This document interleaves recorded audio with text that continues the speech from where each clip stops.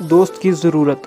زندگی گزارنے کے لیے آپ کو یقیناً دوست کی ضرورت پڑتی ہے اور آپ دوست کے بغیر رہ بھی نہیں سکتے۔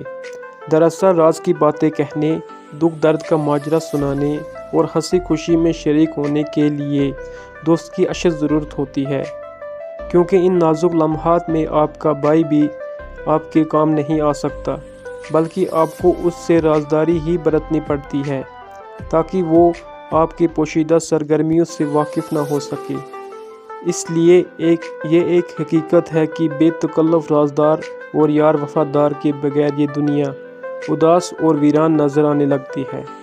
دوست اور دوستی۔ داناؤں نے دوست کے متعلق چند نہایت قیمتی باتیں کہی ہیں جنہیں ہم آپ کی رہنمائی کے لیے درج کرتے ہیں۔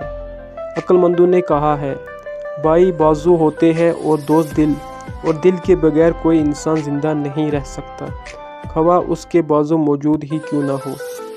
دوست دو کو ایک اور ایک کو گہرا بنا دیتا ہے۔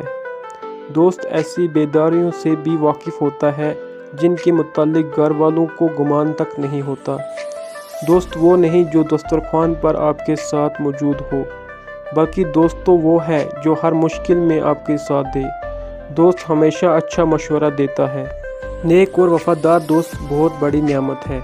شیخ سعدی رحمۃ اللہ علیہ نے فرمایا کہ دوست خواہ کتنا ہی عزیز کیوں نہ ہو، اس سے راز دل نہ کہو، کیونکہ جب کبھی تم سے جھگڑے گا تو سب سے پہلے اسی راز کو فاش کر کے تمہیں ذلیل کرے گا۔